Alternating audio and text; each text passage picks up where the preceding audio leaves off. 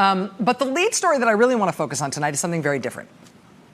It's something that we started covering here on last night's show. And this is something that, other than our coverage here last night and now tonight, this is not something that's really had a lot of national press coverage, other than what we've done here, at least as far as I can tell.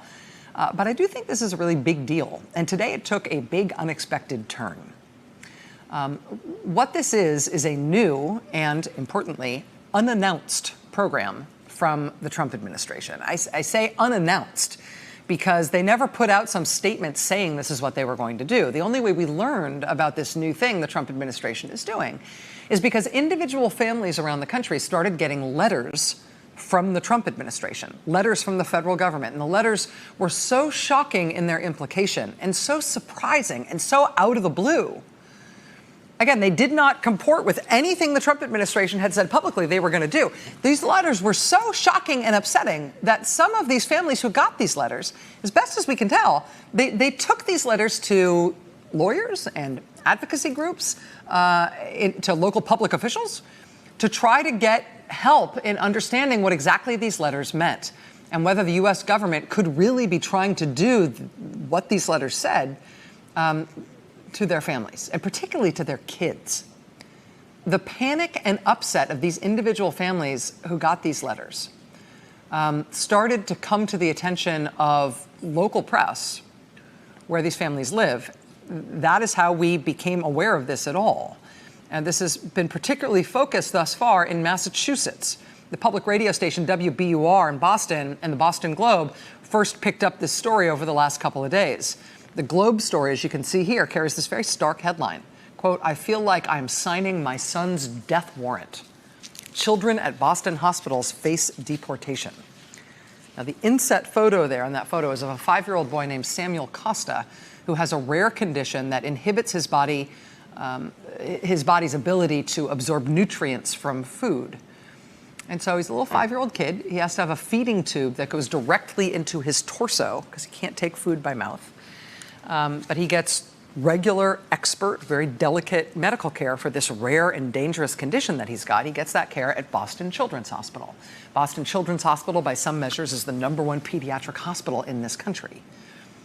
Here's the lead of the Globe story. Quote, "Severely ill immigrants, including children with cancer, cystic fibrosis, and other grave conditions, are facing deportation under a change in Trump administration policy that immigration advocates are calling cruel and inhumane.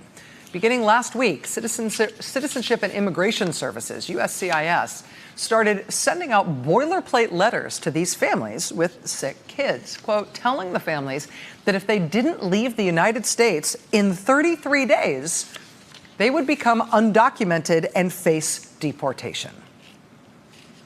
So we covered this story last night, and the response that we got to our reporting was frankly was overwhelming, and to be honest, pretty enraged. Up in Boston, the Boston Globe's editorial board was clearly outraged by their own news divisions reporting on this story. You can see the Globe's editorial on the subject bears this headline: "Can the Trump administration sink any lower than threatening to deport sick kids?"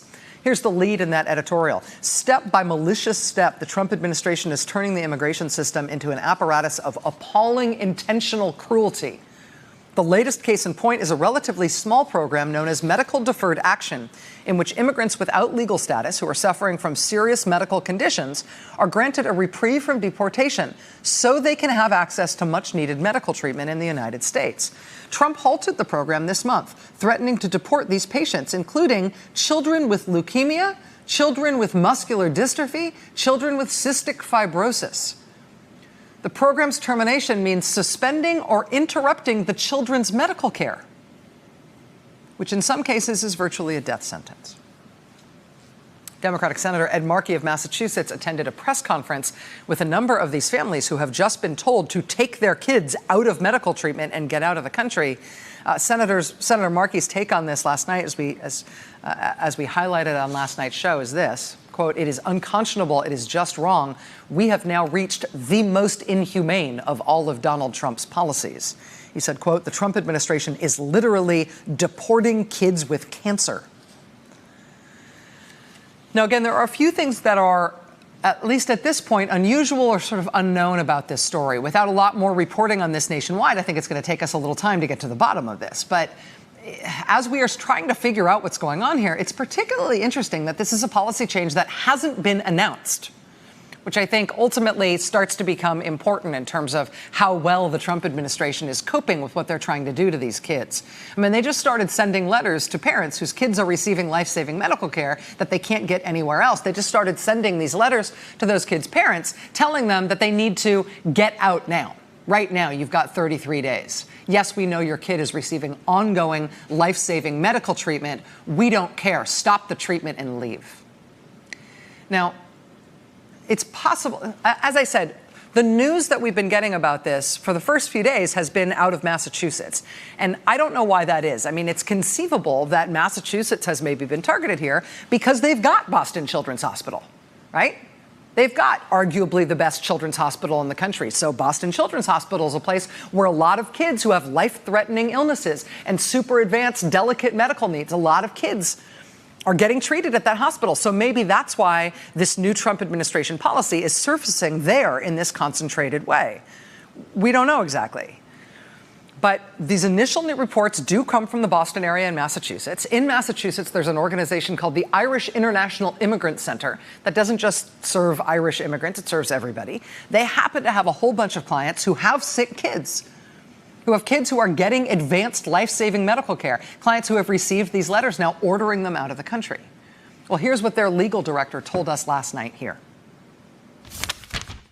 They're saying that they have the power to just eliminate it altogether, which is what they've done, and that there is no appeal. I don't know why they came up with 33 days,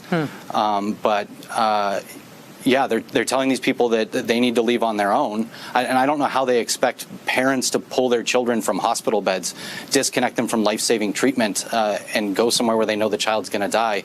But that's what they're telling them to do. So that was here on this show last night. This emerging news that the Trump administration has quietly, without announcing it, implemented a new policy that specifically targets kids with cancer and other terminal and life-threatening illnesses, and is now telling their parents they must stop medical treatment for their kids and get out immediately within 33 days with no right to appeal. You can see why I imagine that this is the kind of story that ultimately will get a lot of national news coverage, even if it hasn't yet. As of our coverage here last night, most of what we were able to learn about what's been going on in this story is out of Massachusetts, out of the Boston area specifically. But now today, the Miami Herald has the story. Miami Herald has the story because they say now they, too, are seeing some of the same things happening to families in South Florida. Quote, the Trump administration is ending a federal program that removed the threat of deportation, at least temporarily, for immigrant families facing serious illnesses such as cancer. The Herald says they have obtained several of these letters that have been sent to families where somebody in the family is receiving life-saving medical care. Quote, the Herald reviewed the case of a Miami man whose child was diagnosed with metastatic stage 4 neuroblastoma, a type of cancer that develops in nerve tissue. The man received a rejection letter for his application to the Medical Deferred Action Program on August 13th. The man tells the Miami Herald he is desperate to stay in the country and to remain with his daughter. Now, as I said, we are just seeing these initial news reports of these cases, these news stories emerging locally, right, where families are telling advocates, they're telling the local press, they are in some cases telling public officials that they have received these letters from the Trump administration, essentially demanding the deaths of their children, right? Demanding that their children stop receiving medical treatment that's saving their lives, stop treatment and get out of this country. We are seeing these cases emerge so far in Massachusetts over the last couple of days, now in Florida today. We have every reason to believe that this is happening all over the country. As we have been trying to further report this story today, what emerged over the course of this afternoon was no further clarity on why the Trump administration has decided to prioritize, you know, kids with cancer in terms of who they're going after next. To my surprise, we also got no further clarity today on where else in the country this may be happening. Still, these reports that we've got are from Massachusetts and Florida, and we're not seeing news reports from other places, at least that we could find today. We are looking for that local coverage because I think that's going to be how we figure out what the scope is of what the Trump administration is trying to do. What did emerge today, though, is that as this new Trump administration policy targeting sick kids has started to receive just the first little bit of scrutiny, it's essentially already blowing up what the Trump administration is trying to do. Honestly, there has not been a lot of national pressure on this story yet. I think we are the first national outlet to be covering this at all. But as the Trump administration has just tried to answer basic questions about what they are doing here, about why they're sending these letters and what this means and why they've brought about this change in policy that's going to have such dire and specific humanitarian consequences and potentially fatal consequences for kids in this country. As local radio stations and the first newspapers start to call the administration to figure out what is going on here just to get comment for their stories, the Trump administration is already completely flailing on this. They have no idea what to say about it, and apparently they didn't really understand what it was they were launching when they started this program attacking these kids and when people finally started to ask them to answer for it. And I will show you what I mean.